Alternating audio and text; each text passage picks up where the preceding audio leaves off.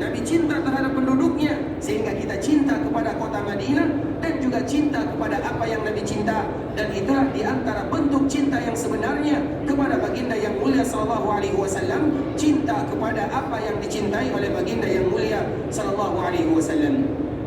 Dan bagaimana pula tidak kita mencintai kota Madinah? Kota Madinah adalah kota yang penuh dengan barakah. Nabi sendiri yang bermohon kepada Allah Subhanahu wa taala, Allahumma barik lana fi madinatina. Ya Allah, berikan keberkahan terhadap kota kami, yaitu kota Al-Madinah, kota Nabi sallallahu alaihi wasallam, satu-satunya kota yang ada di dunia yang namanya disandarkan kepada baginda yang mulia sallallahu alaihi wasallam, sehingga kota Madinah disebut dengan kota Rasulullah atau disebut kota Nabi sallallahu alaihi wasallam, sehingga merupakan kemuliaan yang luar biasa. Dikala kita mengetahui apa yang harus kita lakukan dikala kita berada di dalamnya, atau bagaimana pula kehati-hatian kita, karena di antara salah satu yang diberikan kemuliaan oleh Allah Subhanahu wa taala bahwa kota Madinah adalah di antara kota yang diharamkan oleh Allah Subhanahu wa taala. Rasulullah sallallahu alaihi wasallam menyebutkan di dalam hadisnya, "Inna Ibrahim harrama Makkah wa inni haramtul Madinah." Sesungguhnya Nabi berdoa kepada Allah Subhanahu wa taala agar menjadikan kota Makkah adalah kota yang penuh dengan keberkahan, kota yang haram. Wa inni haramtul Madinah, dan aku pun berdoa kepada Allah, meminta kepada Allah agar dijadikan kota Madinah adalah kota yang diharamkan oleh Allah Ta'ala. Sehingga dikala kita berada di kota Madinah, kita berada di tanah yang haram. Nabi SAW menyebutkan Al-Madinatu haram. Sesungguhnya kota Madinah adalah kota yang diharamkan. Al-Madinatu haramun ma baina airin ila saur. Sesungguhnya kota Madinah adalah kota yang diharamkan oleh Allah Subhanahu wa taala, dan Nabi meminta kepada Allah, sehingga Nabi menyebutkan wa inni haramtul Madinah, dan aku pun berdoa kepada Allah agar Allah menjadikan kota Madinah adalah kota yang diharamkan oleh Allah Subhanahu wa taala. Sehingga kita kenal Madinah adalah kota haram, Makkah adalah tanah haram, maka disebut dengan Al-Haraman Asy-Syarifan, yaitu dua tanah haram yang dimuliakan oleh Allah Subhanahu wa taala, sehingga mereka yang menjaga dua tanah haram tersebut disebut dengan Khadimul Haramain Asy-Syarifain. Mereka yang membantu, mereka yang mengurus dua tanah haram yang diharamkan oleh Allah Subhanahu wa taala. Salah satunya adalah kota Nabi, kota haram. Dikala kita berada di kota Madinah, selain kita bersyukur kepada Allah Subhanahu wa taala, Allah berikan kepada kita kemudahan. Karena memang di dalam hadis yang lain Nabi SAW menyebutkan bahwa kota Madinah adalah kota tempat berkumpulnya keimanan. Innal imana la yagrizu ilal Madinah. Sesungguhnya iman itu akan berkumpul dan kembali ke kota Madinah. Seolah-olah Rasulullah SAW ingin memberikan kepada kita motivasi, ingin memberikan kepada kita semangat. Selain Nabi SAW mengatakan bahwa iman itu akan kembali ke kota Madinah, di antara salah satu makna yang disebutkan oleh para ulama bahwa mereka-mereka yang datang dan diberikan kemudahan oleh Allah datang ke kota Madinah, berarti yang membuat mereka datang ke sana adalah iman mereka kepada Allah.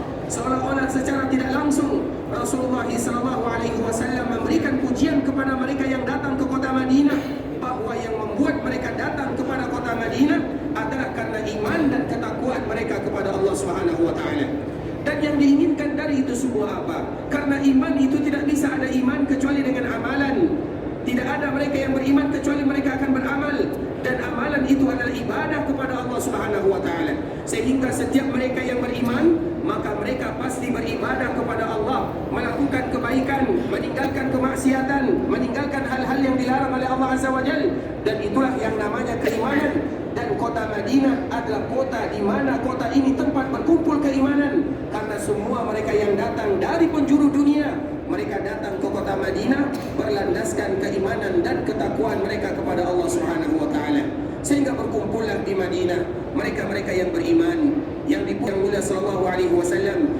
Di antara kewajiban yang harus kita lakukan adalah menjaga keimanan tersebut. Salah satunya adalah bagaimana kita selalu beribadah kepada Allah, mengetahui bagaimana aturan-aturan Allah Subhanahu wa taala, apa yang Allah perintahkan, apa yang Allah larang.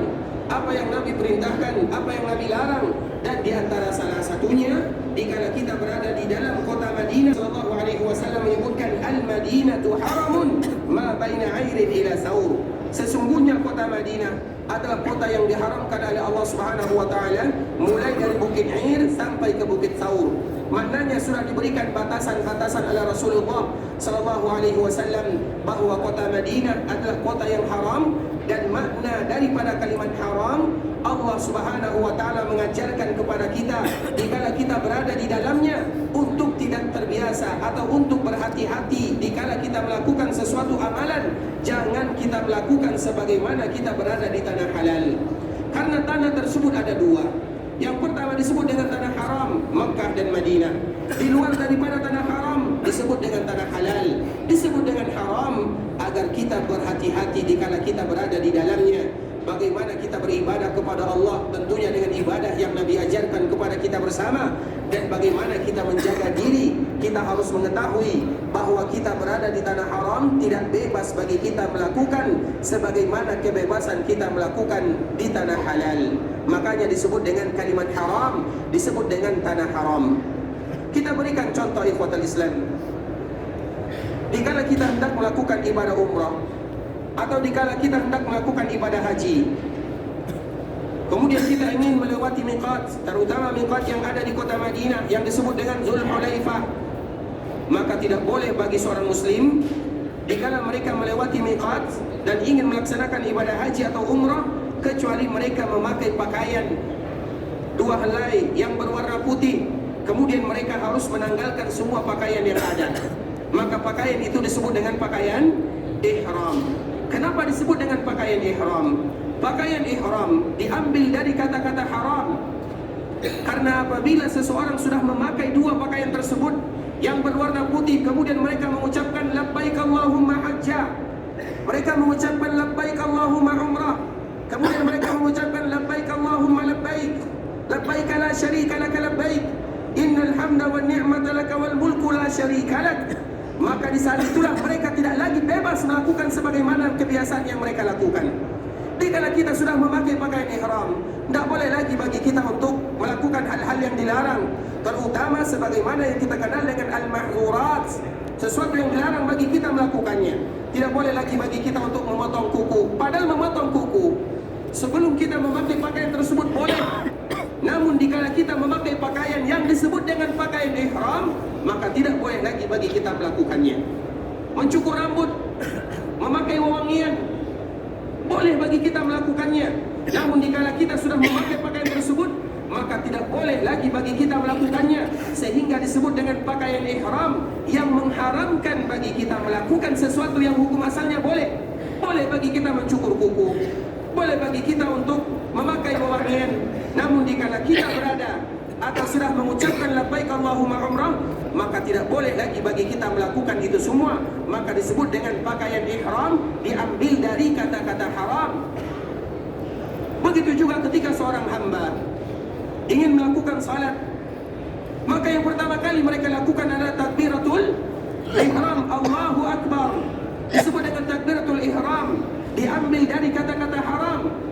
Karena dikala mereka sudah mengucapkan Allahu Akbar, tidak boleh lagi bagi mereka berbicara, tidak boleh lagi bagi mereka untuk memikirkan yang lainnya, kecuali bagaimana mereka berdoa, membaca ayat-ayat yang diperintahkan kepada kita untuk membacanya. Dikala mereka mengucapkan Allahu Akbar, maka haram bagi mereka sesuatu yang boleh mereka lakukan sebelum mereka mengucapkan Allahu Akbar, maka disebut dengan takbiratul ihram. Asal katanya adalah haram. Begitu juga dengan kota Madinah secara khusus, begitu juga dengan kota Mekah. Rasulullah menyebutkan kota ini disebut dengan tanah haram. Kita kiaskan kepada dua contoh yang kita sebutkan. Berarti dikala kita berada di dalamnya, kita harus menjaga diri, berhati-hati di sana. Usahakan bagaimana kita selalu beribadah kepada Allah. Jangan kita melakukan hal-hal yang tidak diridhai oleh Allah, karena ini merupakan tanah haram, tanah yang diharamkan oleh Allah Subhanahu wa taala, yang mana kita harus menghargainya dan menghormatinya, terutama hal yang diridhai oleh Allah Subhanahu wa taala, dan menjauhi apa yang Allah tidak ridha darinya, sehingga disebut dengan tanah haram. Kemudian ikhwatal Islam, di antara salah satu yang disebutkan oleh baginda yang mulia sallallahu alaihi wasallam dalam hadis yang diriwayatkan oleh Imam Bukhari dan Imam Muslim, Rasulullah sallallahu alaihi wasallam menyebutkan, "Man ahdatsa fiha hadasa." Dan ini merupakan di antara